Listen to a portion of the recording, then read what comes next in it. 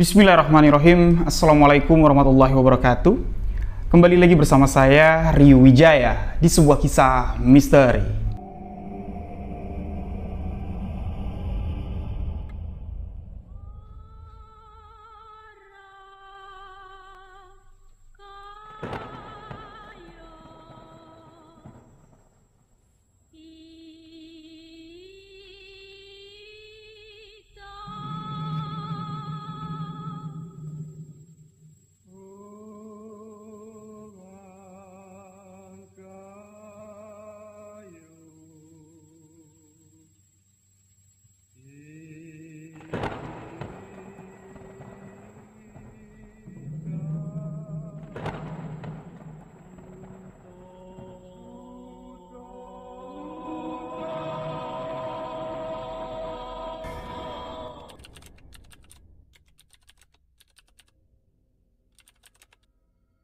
Terima kasih untuk sahabat yang telah mengklik video ini. Terima kasih untuk sahabat yang telah memberikan dukungan, memberikan support agar channel ini dapat berkembang.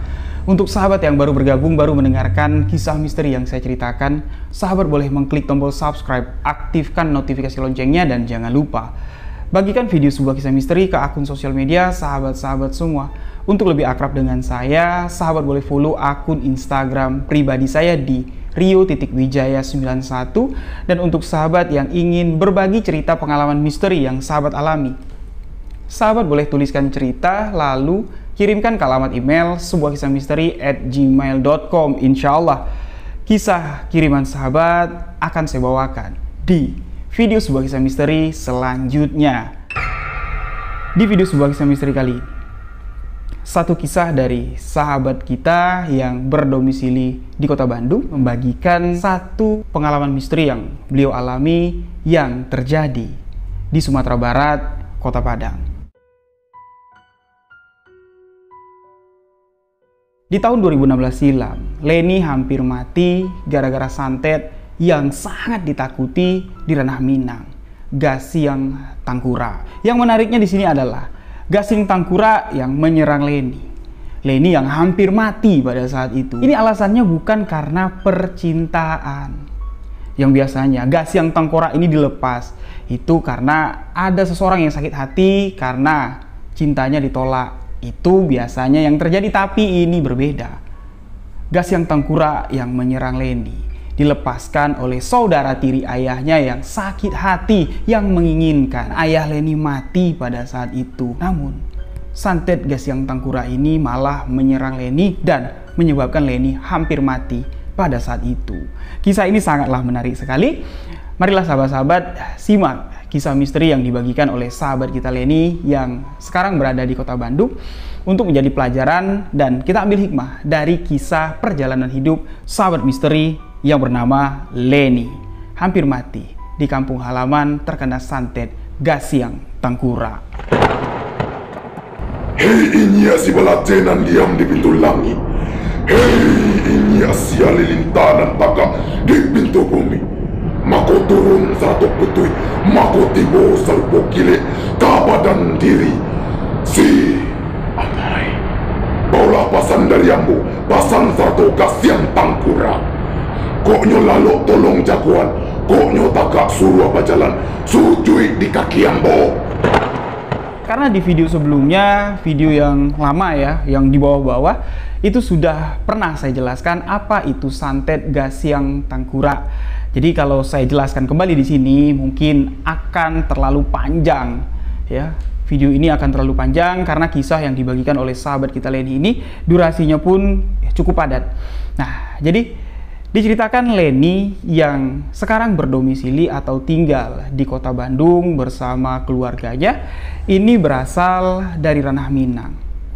Ibu bapak Leni ini kelahiran Minang asli, orang Padang asli.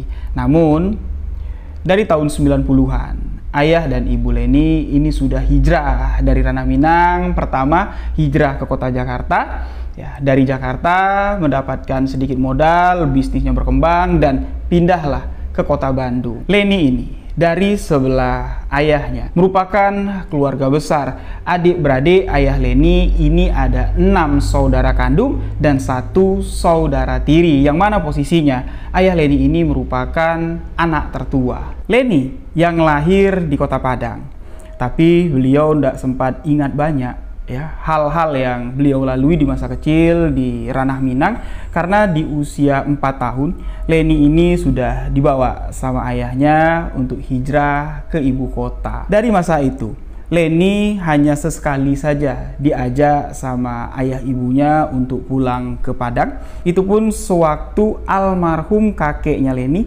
bapak dari bapaknya Leni ini masih hidup. Karena Leni ini cucu dari anak tertua, jatuhnya cucu pertama di keluarga besar tersebut. Almarhum kakeknya Leni sangatlah dekat sekali dengan Leni. Bahkan mungkin kalau bisa dikatakan sama Leni, dari adik-adik sepupu Leni atau dari anak adik-adik bapaknya Leni yang ingat karakter, yang ingat jelas ya wajah, kebiasaan atau perilaku dari almarhum kakeknya Leni ini cuman Leni seorang. Karena apa?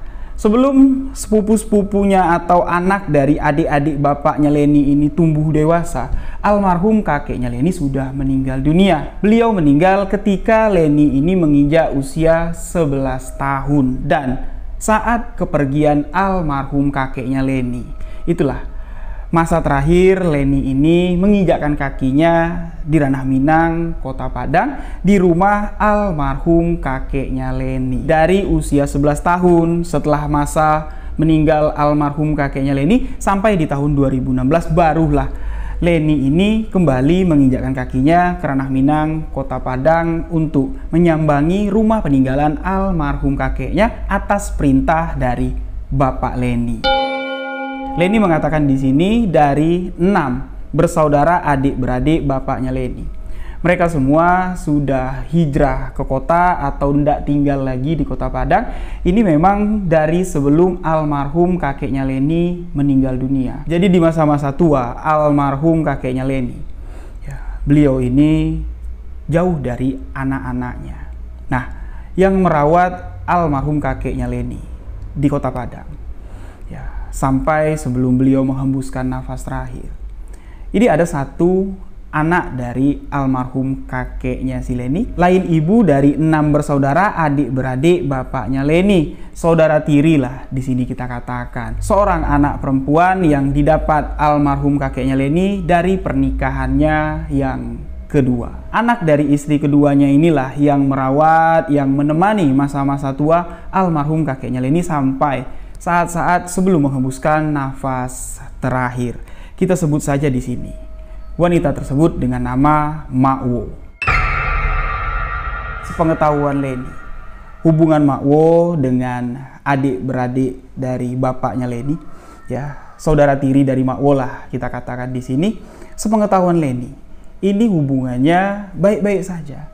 Nggak ada konflik, nggak ada merasa kamu ini anak tiri, aku anak kandung. Nggak ada, semuanya baik-baik saja. Itu di masa ketika almarhum kakeknya Leni masih ada, masih hidup. Namun ternyata setelah almarhum kakeknya Leni meninggal dunia, apa yang tadi dikatakan Leni, kalau hubungan Mak Wo dengan saudara-saudara bapaknya Leni yang baik-baik saja, itu cuma terlihat dari wajah atau dari depannya saja. Dari satu sisi, yaitu Mak Wo merasa kalau dirinya sangat terancam sekali karena posisinya beliau anak tiri dan hanya seorang diri.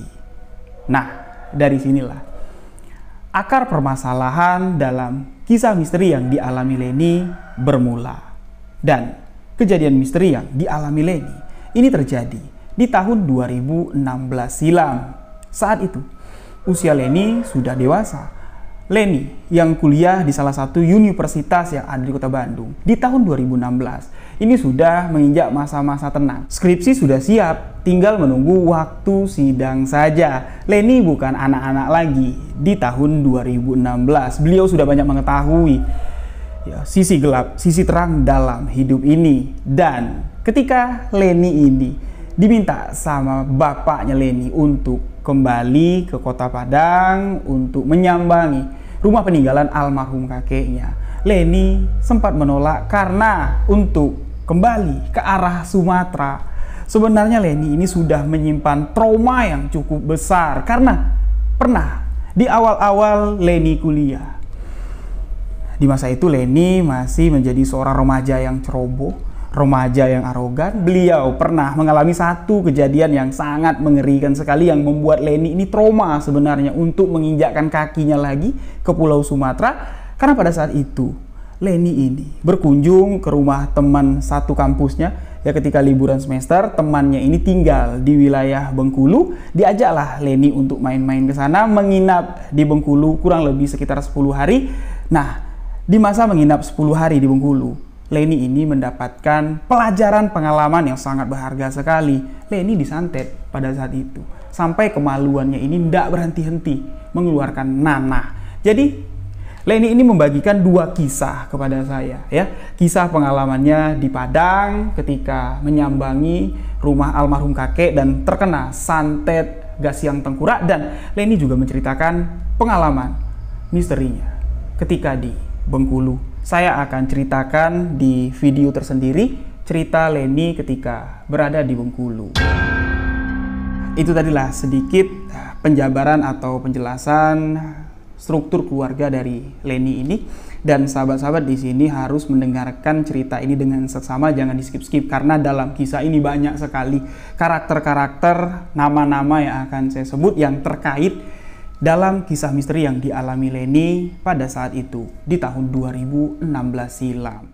Pada saat almarhum kakeknya Leni ini mulai awal-awal sakit, usia Leni pada saat itu kurang lebih sekitar 11 tahun.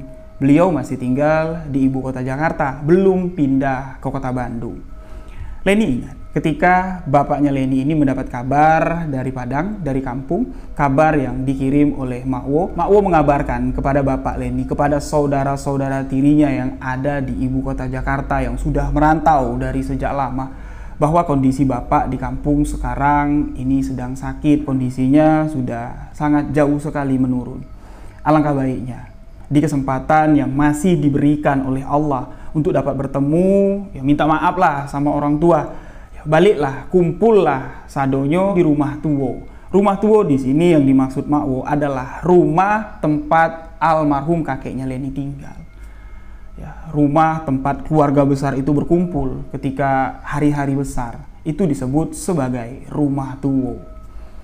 Nah, mendapat kabar seperti itu, dikabarkanlah kepada adik-adiknya yang lain, adik-adik bapak Leni yang lain, dan mereka pun semuanya kembali ke kota Padang, kembali ke rumah tuwo, ke Ranah Minang untuk melihat kondisi bapak mereka yang sakitnya ini ya sudah sakit tua dan mendekati masa-masa akhir di kehidupan dunia ini. Leni pada saat itu ingat semua kejadian-kejadian di sana. Ketika mereka sampai masuk ke rumah tuwo, ini melihat kondisi almarhum kakek Leni ini terbaring lemah di atas tempat tidur di dalam kamarnya. Di rumah tersebut memang tidak ada siapa-siapa lagi. Dua orang nenek Leni ini sudah meninggal sejak lama, dan di saat itu usia almarhum kakeknya Leni, ya, beliau meninggal di usia yang cukup senja, masuk di usia 82 tahun. Kurang lebih sekitar 2 minggu, Leni dan keluarga termasuk 5 orang adik-adik bapaknya si Leni ini semuanya kembali kumpul di rumah tuwo. Jadi 7 bersaudara dari anak almarhum kakeknya Leni ini semuanya kumpul. Pada saat itu segala upaya untuk kesembuhan almarhum kakeknya Leni diupayakan. Namun kondisi almarhum kakeknya Leni semakin hari semakin memburuk, dan di satu malam, tepatnya 4 malam sebelum almarhum kakeknya Leni ini menghembuskan nafas terakhir, semuanya berkumpul atas panggilan dari almarhum kakeknya Leni. Leni pun turut nimbrung lah di sana. Jadi semuanya duduk ya, mengelilingi tempat tidur almarhum kakeknya Leni. Semuanya dengan seksama mendengarkan sepatah dua patah kata yang diucapkan dengan pelan, namun kalimat tersebut terdengar jelas oleh almarhum kakeknya Leni. Dengan seksama adik-beradik bapaknya si Leni termasuk Makwo ini mendengarkan apa yang diucapkan oleh orang tua tersebut. Intinya di sini almarhum kakeknya Leni berpesan, beliau mengatakan, "Aku sadar nafasku Aku rasa tidak panjang lagi. Ajalku sudah dekat untuk menjemput.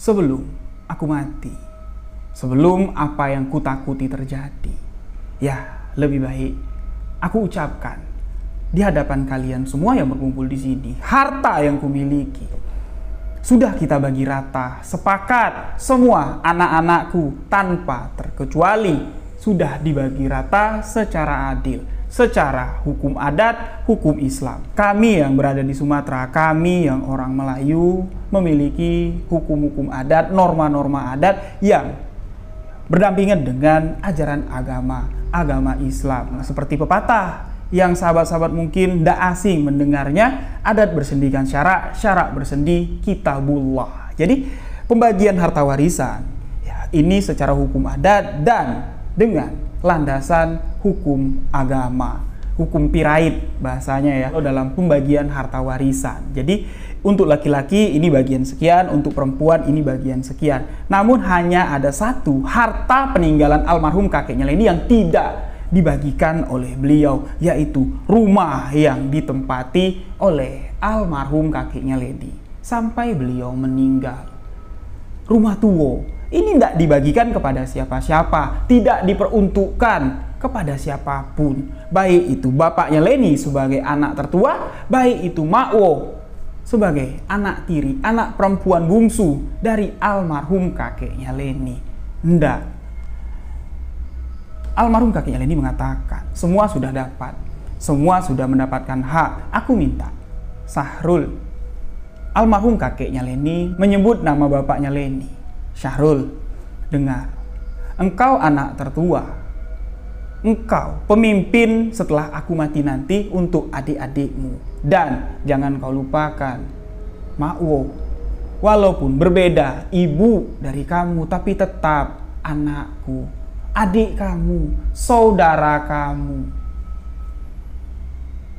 Setelah aku pergi nanti, setelah aku mati nanti, aku tidak mau ada perselisihan untuk memperebutkan rumah ini. Jadi kalian semua di sini mendengar, aku titipkan rumah ini kepada Syahrul untuk dijaga, untuk dirawat, untuk kalian semua, untuk berkumpul cucu-cucuku nanti di hari besar ketika kalian pulang kampung. Ketika kalian ingin menyambangi kuburanku, kuburan ibu-ibu kalian, kalian ada tempat tinggal. Jadi rumah ini aku titipkan kepada Syahrul untuk dirawat, untuk dijaga, dan jangan pernah dirubah bentuk dari rumah ini. Jelas, itu yang diucapkan oleh almarhum kakeknya Leni. Semuanya mendengar termasuk Makwo. Syahrul atau bapaknya Leni di sini menyanggupi permintaan terakhir dari almarhum kakeknya Leni. Dan setelah malam itu, 4 malam ke depan, almarhum kakeknya Leni pun meninggal dunia.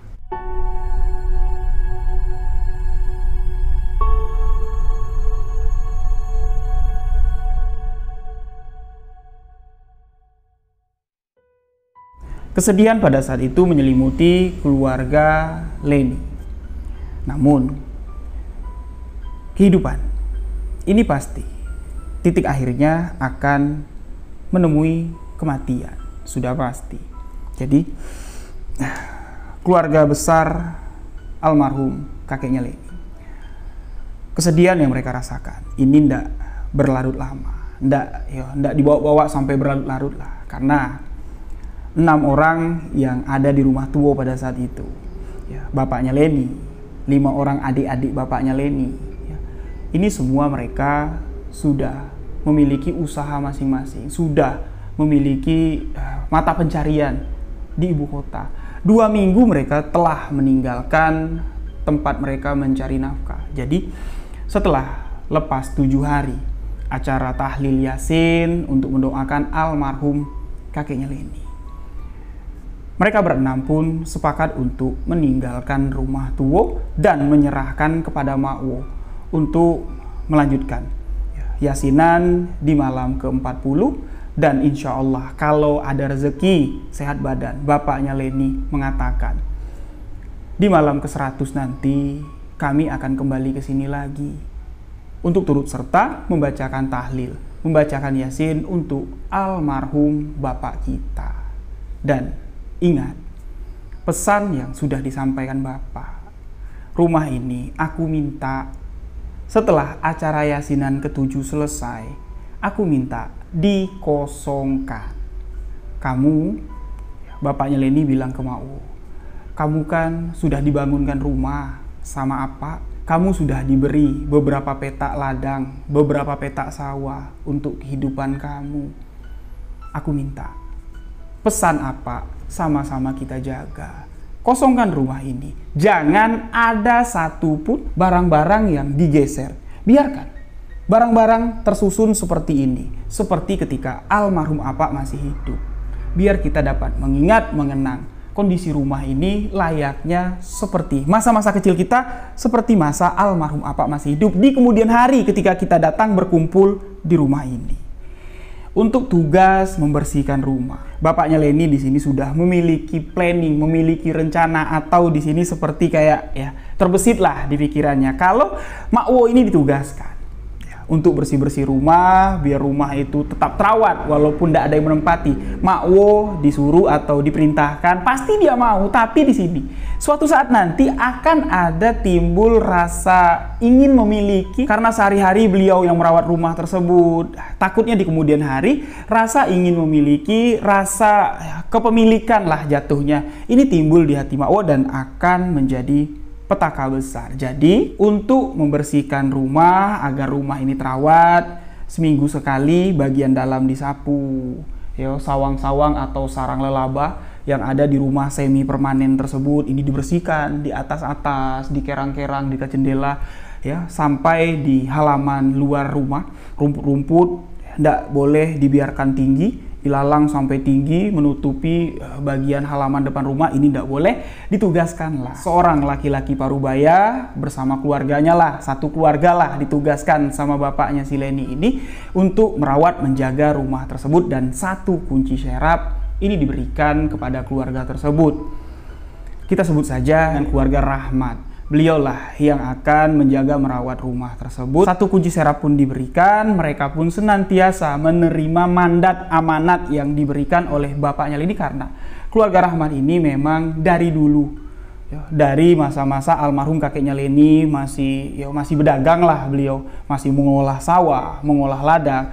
Nah, keluarga Rahmat ini memang bergantung pekerjaan atau bergantung hidup lah dari almarhum kakeknya Leni. Jadi apa yang diperintahkan bapaknya si Leni itu bukan perkara yang berat bagi mereka, dan mereka mengatakan itu juga sebagai tanggung jawab untuk membuktikan kalau mereka ingat kan banyaknya budi baik, kebaikan yang telah diberikan almarhum kakeknya Leni kepada keluarga Rahmat. Pada saat Bapak Leni mengumumkan kalau yang merawat menjaga rumah itu adalah keluarga Rahmat, ini terlihat wajah dari Ma'wo berubah drastis.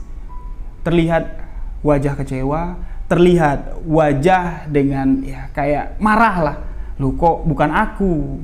Kenapa mereka? Tapi Ma'wo di sini tidak berani bertanya. Karena keputusan yang ditetapkan oleh bapaknya Leni ini disepakati oleh 5 saudara-saudaranya yang lain. Ma'wo pun di sini hanya dapat diam dengan wajah yang terlihat marah. Setelah permasalahan urus rumah ini selesai, Leni dan keluarga kembali ke ibu kota Jakarta. Nah, sejak dari hari itulah Leni ini tidak pernah lagi menginjakkan kakinya ke kota Padang, masuk ke rumah Tuwo. Ya, kabar rumah Tuwo juga jarang sudah didengar sama si Leni. Di tahun 2016 barulah Leni kembali menginjakkan kakinya ke rumah Tuwo, rumah peninggalan almarhum kakek Leni.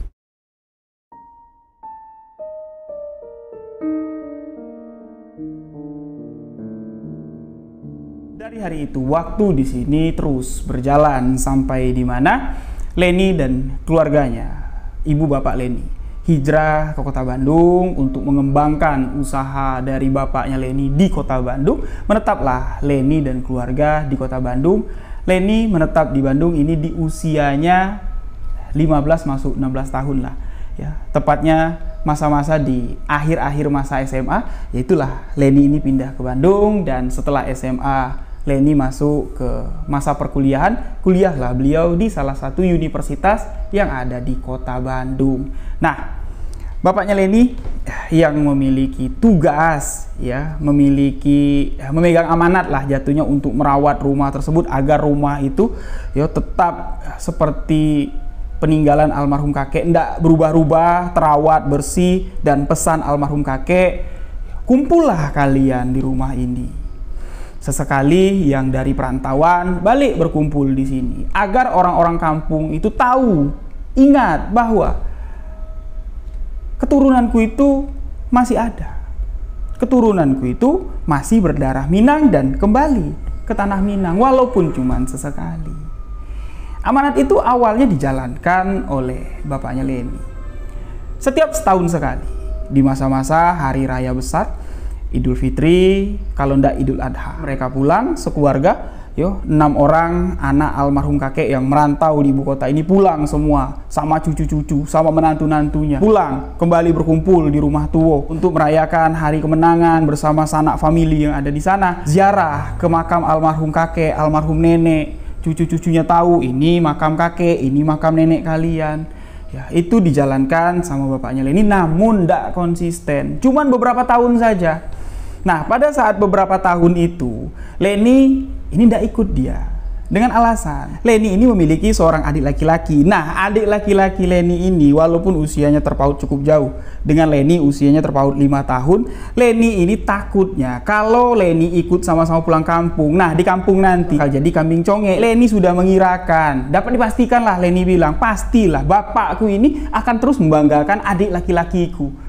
Ya, tidak pernah lah namaku akan disebut untuk dibanggakan. Jadi daripada Leni sakit hati, lebih baik dia memilih untuk menetap di Bandung dengan berbagai alasan. Ibu bapaknya pun tidak memaksa. Jadi Leni ini jarang pula berkumpul dengan sepupu-sepupunya dan bertemu dengan Mak Wo. Leni menghitung dari almarhum kakek meninggal dunia, ya, bapak ini cuma menjalankan amanat atau pesan dari almarhum kakek, mengumpulkan seluruh keluarga di hari raya itu cuma sekitar 5 tahun atau 5 kali. Itu pun tidak konsisten di setiap tahun. Itu pun karena dengan alasan kesibukan masing-masing dari keluarga yang merantau di Jakarta. Ada yang di Lampung, ada yang di Semarang. Jadi semuanya misah-misah mereka ini. Masuk bapaknya Leni, beliau pun jarang pulang ke kampung untuk melihat kondisi rumah Tuwo. Cuman mengandalkan keluarga Rahman ini saja. By phone saja bapaknya Leni ini menanyakan gimana kondisi rumah, ada kerusakan enggak. Kalau ada kerusakan, ditransfer duitnya biar dibaikin, tapi jangan dirubah bentuknya. Ya, jadi dibaikin aja. Nah, cuman by phone saja untuk menanyakan kabar rumah tanpa melihat dan mengetahui situasi yang sebenarnya terjadi di rumah Tuwo. Dan sampailah di tahun 2016 silam, Leni yang tiba-tiba dipanggil sama bapaknya. Leni yang tiba-tiba diminta sama bapaknya untuk pulang kampung ke Padang untuk melihat kondisi rumah Tuwo yang sudah cukup lama. Ini ndak didatangi, ndak disambangi oleh bapaknya Leni sebagai anak tertua, sebagai yang memegang amanat untuk menjaga rumah tersebut. Bapaknya Leni dan kelima orang adik-adiknya ini sudah kurang lebih sekitar 2 atau 3 tahun lah, ya. Ini ndak pulang ke kota Padang, ndak pulang untuk melihat kondisi, atau ndak pulang untuk berkumpul di rumah Tuwo di hari raya Idul Fitri atau di hari raya Idul Adha. Bapaknya mengatakan, "Len, bapak minta tolong, bisa kan?" "Minta tolong apa?" jawab Leni. Bapaknya pun mengatakan, "Kayaknya di tahun ini bapak masih belum bisa pulang, Len, pulang ke Padang untuk melihat kondisi rumah Tuwo, rumah peninggalan almarhum kakekmu. Begitu juga paman-pamanmu, bibi-bibimu. Mereka semua sekarang dalam kesibukan masing-masing, tidak bisa meninggalkan kesibukan tersebut. Jadi bapak minta sama kamu, kamu sudah dewasa dan kamu cucu tertua dari almarhum kakekmu. Kamu yang tahu gimana bentuk atau kondisi dalam rumah almarhum kakek semasa almarhum kakek hidup sampai beliau meninggal. Kamu yang tahu sulak beluk rumah tersebut. Bapak minta kamu pulang ke Padang ya. Kamu pulang, kamu lihat kondisi rumah tua peninggalan almarhum kakekmu. Kamu tidak sendiri kok. Bapak minta sepupu-sepupumu, keponakan-keponakanku, semuanya kumpul, semuanya ikut sama kamu untuk membersihkan, untuk melihat kondisi rumah tua peninggalan almarhum kakekmu. Kamu mau ya? Biar sekalian kamu tuh akrab dengan sepupu-sepupumu. Kamu kan jarang ketemu, jarang kumpul. Bapak takut nanti kalian saling tidak mengenal, bahaya. Kita ini keluarga. Nah, Leni yang mendengar permintaan dari bapaknya untuk pulang ke Padang, kembali menginjakkan kakinya ke tanah Sumatera. Awalnya menolak dengan mengatakan, "Enggak Pak, enggak ah." Leni takut Pak. Leni masih trauma Pak dengan kejadian tempo hari ketika Leni pulang dari Bengkulu. Kalau di Bengkulu itu kesalahan kamu, pelajaran untuk kamu. Pulang ke kampung halaman, tanah kelahiran kamu. Ingat, kamu lahir di sana. Pulang untuk menyambangi rumah tua, rumah peninggalan almarhum kakek kamu. Sekalian kamu ziarah ke makam kakek nenek kamu. Apa yang perlu dikhawatirkan? Apa yang perlu ditakutkan? Di sana kan ada makwomu juga. Di sana masih ada sanak famili kita, dan kamu berangkat pun tidak sendirian. Adik-adik sepupumu semuanya akan menemani kamu. Kamulah yang akan memimpin perjalanan ini. Bapak minta. Bapak tidak sempat untuk pulang ke Padang belum saat ini. Atas permintaan yang sangat mendesak dari bapaknya si Leni, Leni pun tak dapat menolak. Waktu keberangkatan pun ini ditentukan. Keberangkatan startnya ini dari Jakarta. Berangkat dari rumah adik bapaknya Leni, rumah makwonya si Leni yang ada di Jakarta. Nah, di sanalah Leni ini berkumpul dengan adik-adik sepupunya, ya, keponakan-keponakan dari bapaknya si Leni ini. Nah, ini saya bilang banyak sekali nama-nama, nama tokoh karakter dalam kisah ini yang akan terkait dalam kejadian misteri yang dialami Leni. Leni tidak mengalami ini seorang diri. Namun keberangkatan si Leni ini ada syaratnya, sahabat-sahabat. Syaratnya, Pak, oke, aku berangkat, tapi aku tidak mau kalau adik laki-laki si Leni ini ikut dalam keberangkatan tersebut. Kalau dia ikut, ya suruh dia aja lah yang mimpin perjalanan ini. Alhamdulillahnya bapaknya Leni mengatakan, "Ndak, adikmu ndak ikut. Kondisinya juga lagi ndak sehat sekarang. Ibumu pasti juga ndak bakal mengizinkan." Mendengar itu, Leni pun cukup senang. Perjalanan pun dimulai. Dari Bandung dengan kereta, Leni tiba sampai di ibu kota Jakarta. Sampailah ke rumah yang dituju. Rumah makwonya Leni, adik dari bapaknya si Leni. Makwo ini memiliki seorang anak lelaki yang usianya ini cukup terpaut, cukup jauh lah kalau saya bilang ya. 3,5 tahun itu ya lumayan jauh. Jadi jatuhnya ini cucu kedua. Leni cucu pertama perempuan. Nah, anak makwo ini yang bernama Agung ini cucu kedua. Leni dan Agung, mereka ini walaupun jarang ketemu tapi mereka cukup akrab. Ya, mereka berteman di Instagram, mereka sering berbalas komentar, mereka juga sering WhatsApp-WhatsAppan, telepon-teleponan, saling mengenal lah Leni dan Agung ini. Nggak lama berselang waktu, tibalah 2 orang lagi adik sepupu Leni, cucu ketiga, cucu keempat dari almarhum kakeknya Leni, anak dari adik ketiga dari bapaknya Leni, yang bernama Cynthia dan Firman. Ingat ya, Agung, Cynthia, Firman. Nah, ditambah satu lagi, anak dari saudara keempat dari bapaknya si Leni. Ini seorang laki-laki, walaupun usianya paling muda lah di antara mereka, tapi anak laki-laki ini cukup disegani. Leni tidak begitu akrab, tapi Leni tahu siapa bocah ini. Anak ini kita sebut saja dengan nama Bayu. Usianya di tahun 2016 belum menginjak 17 tahun, tapi beliau sudah memiliki hafalan Al-Quran, khatam lah. Beliau seorang tahfiz Quran, hafal Al-Quran dan memiliki kemampuan spiritual. Jadi mereka segan karena itu. Nah, berkumpullah mereka ini. Jadi total cucu almarhum kakeknya Leni, 6 orang cucu dari 6 bersaudara. Sedangkan di Padang, di kampung halaman, ini ada 1 orang lagi. 1 cucu lagi dari almarhum kakeknya Leni, anak dari Mak Wo, seorang laki-laki yang bernama Iksan.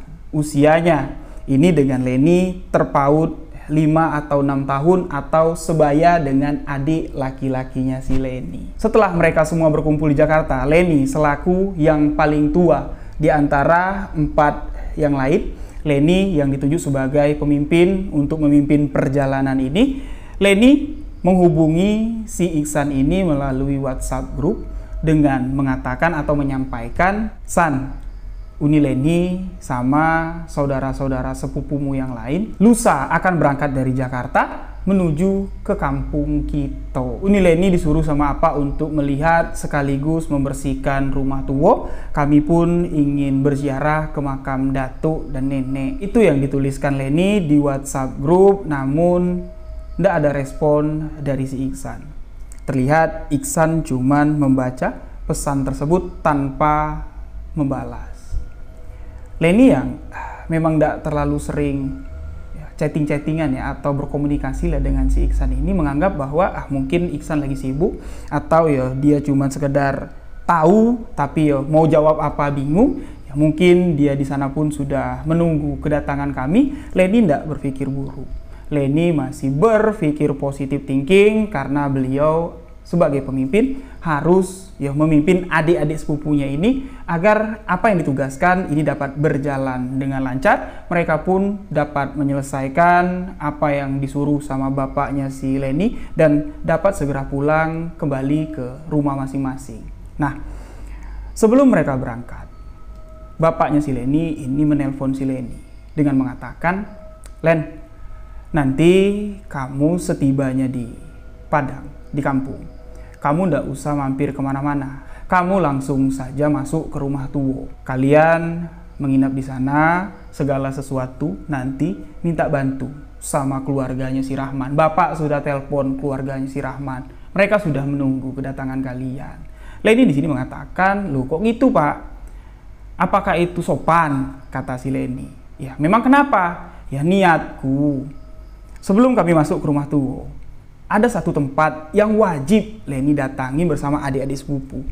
"Kemana?" bapaknya Leni bertanya. "Ke rumah Mak Wo, ya setidaknya mampir ke sana sebentar, baru kami akan menuju ke rumah tua." "Jangan," kata bapaknya Leni. "Ndak usah. Ndak usah kamu ke rumah Mak Womu. Biarkan saja. Kalau dia tahu kalian datang, lihat apa reaksi Mak Womu. Dan kalian pun ndak usah terlalu dekat dan akrab dengan Mak Wo kalian. Pokoknya Bapak tugaskan kalian ke sana. Kamu intinya ke sana itu bukan untuk menyambangi Mak Womu, tapi untuk melihat kondisi rumah tua peninggalan almarhum datukmu, almarhum kakekmu." Di sini Leni pun berpikir, kenapa ya? Kok aneh? Nah, di sepanjang perjalanan Leni memikirkan ada apa? Bapak dengan Mak Wo ini ada apa? Setahu Leni kan semuanya baik-baik saja. Semuanya akur-akur saja. Tapi kok kenapa? Kayaknya aku ini tidak boleh ya, ada hubungan atau berkomunikasi dengan Mak Wo. Sedangkan ya wajiblah kita datang ke sana. Karena ini kan anak kakek yang hidup masih di kampung itu. Ya, datanglah ke sana. Tidak sopan kalau tidak mendatangi rumah dia dulu. Itu pikiran Leni, tapi tetap ya, Leni menuruti instruksi yang diberikan oleh bapaknya. Singkat cerita, perjalanan dilakukan. Dari kota Jakarta menuju ke kampung halaman Ranah Minang, Kota Padang, ini mengendarai sebuah minibus kepunyaan dari keluarga Agung. Tapi mereka tidak diperbolehkan nyetir, jadi disewalah satu orang sopir yang berpengalaman lintas dari Jakarta menuju ke Padang. Nah, sopir inilah yang membawa atau mengendarai mobil. Singkat cerita, perjalanan di sini berlalu. Leni di tengah jalan ya punya ide dia. Kalau cepat nanti selesai urusan kita di Padang, kita mampir ke Jambi yuk. Kita ke Gunung Kerinci. Kalau ndak naik sampai ke atas, setidaknya kita main-main di lereng Gunung Kerinci. Semuanya pada setuju, karena kan ya sambil menyelam minum air lah, sambil jalan-jalan. Toh juga mereka akan melintasi Provinsi Jambi untuk dapat sampai ke kampung halaman mereka, ke Ranah Minang, Kota Padang. Sepakat mereka. Jadi urusan di Rumah Tuwo ini akan mereka percepat. Memang rencananya belum disampaikan sama si Leni apa-apa saja yang akan mereka lakukan di sana, tapi perkiraan Leni ya paling lama 3 hari. Jadi mereka setelah selesai 3 hari di Padang langsung menuju ke Kerinci untuk jalan-jalan berwisata di kawasan Gunung Kerinci. Namun rencana cuman dapat menjadi sebuah wacana, tak dapat terrealisasi karena satu hal, sebuah peristiwa yang sangat mengerikan sekali setibanya mereka di Kota Padang. Setibanya mereka masuk ke Rumah Tuwo, rumah peninggalan almarhum kakek Leni. Kisah ini berlanjut ke part 2.